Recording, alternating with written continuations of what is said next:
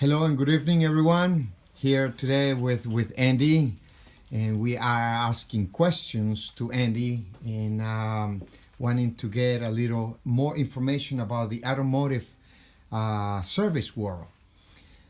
Andy, in the past, we know that you have been recommending to turn rotors instead of replacing rotors.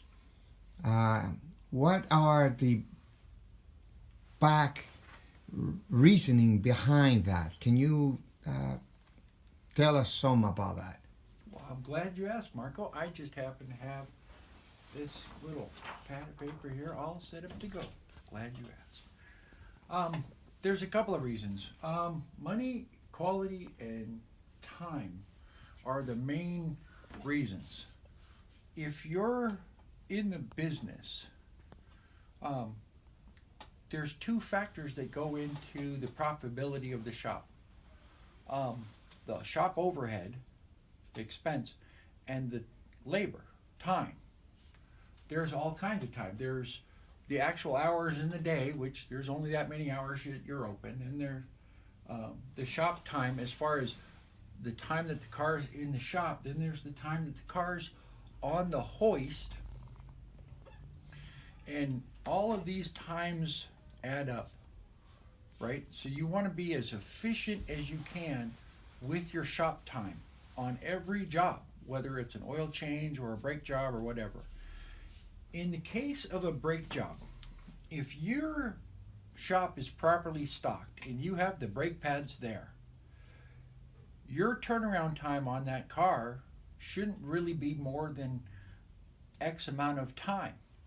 You you don't want to be wasting time with parts people or the parts store clerk ordering the wrong brake pads or the wrong brake rotors. If you have a proper inventory in your shop, say you should have the most popular brake pads in your shop in stock. If you're a Honda shop, you should have all of the Honda brake pads in stock. If you're a Chevy shop, you should have all of that in stock. You should have some new rotors in there too, but really that's problematic. You're better off to just take the car apart, get it on the hoist, take it apart, remove the brake pads, take the rotors off, put them on a nice machine like this, start cutting the rotors, walk over, get your brake pads. By the time you have found your brake pads, the first rotor should already be done. It should only take about 5 minutes to cut a rotor. With a setup like this, it's easy to cut a rotor in 5 minutes. Now you have your first rotor done, you can put it back on the car with the brake pads and be done lickety split. Grab the second rotor off of the car, put that on the machine, cut it right away, put the brake pads on there, and you're done in record time. There's no way you're going to be done in record time if you're waiting on the parts department or a trip to the parts store or anything like that. That time wise, that can't compete. The other thing is, and this is really important, so you're not only are you not wasting the customer's time, you're not wasting your time, you're not wasting shop time, and most importantly, that hoist time. The hoist time is what is where we make our money. Well, every car that we complete on the hoist is there to make us money. These are all like bread machines. You lift up a car, you're making some bread with that machine. You fire up this brake lathe, you're supposed to be making bread with this machine.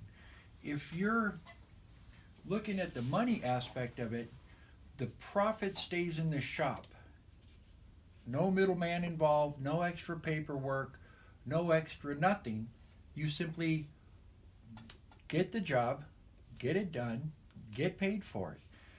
When you add extra bookkeeping and stuff through having to deal with ordering rotors, waiting for the rotors to show up, or sending somebody to get rotors, you still have the risk of the rotors being damaged in transit, and you might have to bring the car back, put it back on the hoist, and fix the new rotor that you got because the guy who delivered the rotors wasn't careful with the stuff in the bed of the truck and they got beat up in the back of the truck.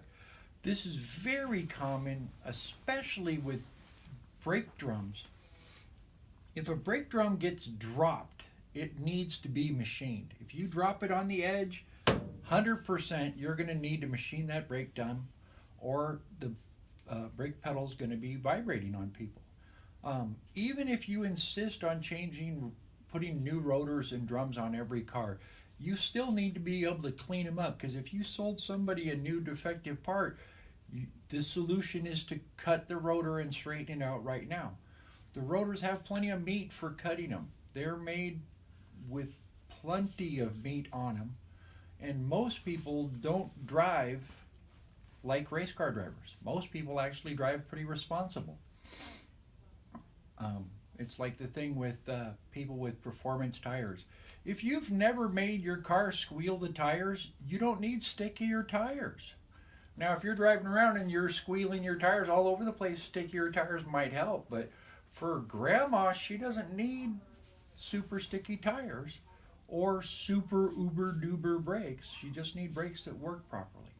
And working properly, that brings the question, because everyone wants to have long-lasting brakes and working properly. No one wants to have braking system failure on that. That's an excellent point, Marco. If the customer's not racing, like on a dragster, they put one set of super expensive brakes on it right out of the get-go. They're probably not going to use those brakes in the life of the car. And not wear out the rotors either, so which means the cutting them will be... The average driver is looking for cost-effective transportation. So by cutting the rotors, everybody wins. The customer wins, the shop wins on time, value, and hoist time especially.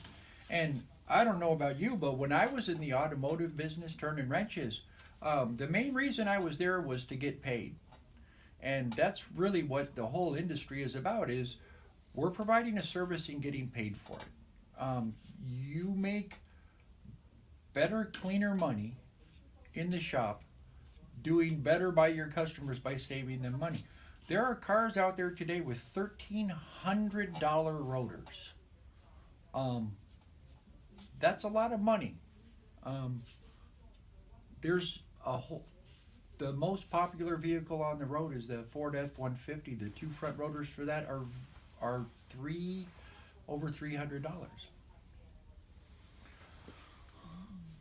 Cutting those rotors, that saves the owner of the car a bunch of money. If you charged him $40 or $50 for cutting those rotors, you and the customer both win, because all you had to do was go get the brake pads, they're pretty cheap compared to the rotors. So for the cost of the two rotors, you could do the whole brake job, and everybody's going to be happy about it, except for the guy who's selling the parts. But your customer is better served if the rotors are still serviceable. Then there's the environmental aspect. Not only do I want to keep my customers happy, satisfied with our work, and not coming back and complaining, which if you can't machine a brake drum that's been dented, they're going to be complaining. Especially if you call the same parts guy who damaged the first one bringing it over to your shop, and he brings you another dented rotor over to the shop, you're not getting anywhere. Whereas if you just cut the rotor to perfect the first try, everybody would have been happy. Then there's the environmental issue. A lot of pollution goes into making steel. Getting more life out of the rotors on your car is better for the environment. Not to mention that machining the rotors makes steel manufacturing and production possible. When they manufacture steel, they need to remove some of the carbon out of the steel. The best way to do that is to dump in iron oxide, which is what your brake rotors are, in powdered form. So that recycled uh, brake rotor dust and all that recycled steel makes everyone's steel cost cheaper. So you're saving on the energy that went into making more rotors for your car.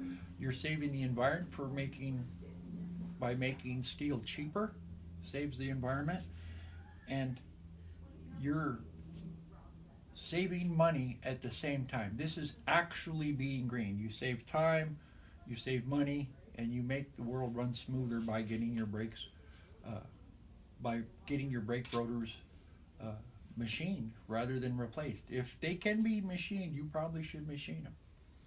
Well, absolutely. That will extend the that will explain the dynamic of the quality of the braking life of the overall system. Thank you very much. We are welcoming more questions, and we should have more for the audience. Thank you.